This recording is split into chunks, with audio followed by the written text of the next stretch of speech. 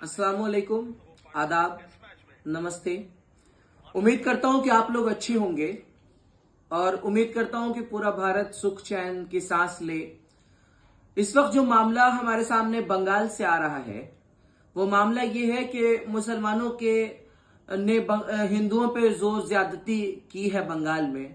अगर वाकई ये सच है तो मैं सरकार से आग्रह करता हूं कि ऐसे लोगों को जिन्होंने हमारे हिंदू भाइयों को घर से निकाल करके मारा है, एज ए मुसलमान मैं ये बात कह रहा हूं कि जिन्होंने हमारे हिंदू भाइयों को घरों से निकाल के मारा है, अगर ये सच्चाई है तो फिर इस्लाम तो इस चीज की इजाजत नहीं देता है। तो ऐसे लोगों को सरेआम सड़कों पर लटका करके फांसी दे देनी चाहिए।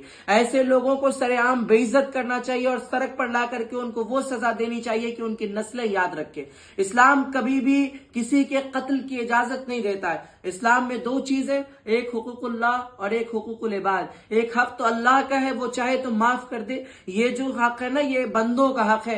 तो जिसका कत्ल हो गया वो तो आपको माफ करने के लिए आएगा नहीं। लिहाजा इस्लाम और शरीयत इस चीज का कभी हुक्म नहीं देती है कि किसी का कत्ल किया जाए। अगर आपने इस तरीके की जालिमाना हरकत की है तो हम इसकी कड़ी निंदा करते हैं और हम सरकार से आग्रह करते हैं कि वहां के सरकार के खिलाफ भी कड़ा एक्शन लिया जाए और वहां के ऐसे लोगों के खिलाफ भी कड़ा एक्शन लिया जाए जिन्होंने इस तरह की हरकत की है। वक्फ का नाम, वक्फ की जो लड़ाई है वो लड़ाई हमारी सिस्टम से है, वो लड़ाई हमारी सरकार से है। और लड़ाई लड़ने का एक तरीका होता है कि संवैधानिक दायरे में रह के लड़ाई लड़ी जाती है, संविधान के दायरे से बाहर होकर लड़ाई नहीं लड़ी जाती है। अगर आपने संविधान के दायरे से बाहर होकर लड़ाई लड़ने की कोशिश की है तो आपने जुल्म किया है और यह जुल्म नाकाबिले बर्दाश्त है। हमारी लड़ाई किसी जाति, किसी धर्म, किसी इंसान से बिल्कुल नहीं है। अगर आपने किसी के घरों को जलाया है, अगर आपने स्कूलों को जलाया है, गाड़ियों को जलाया है, पब्लिक संपत्तियों को नुकसान पहुंचाया है तो आप सजा के हकदार हैं। और हम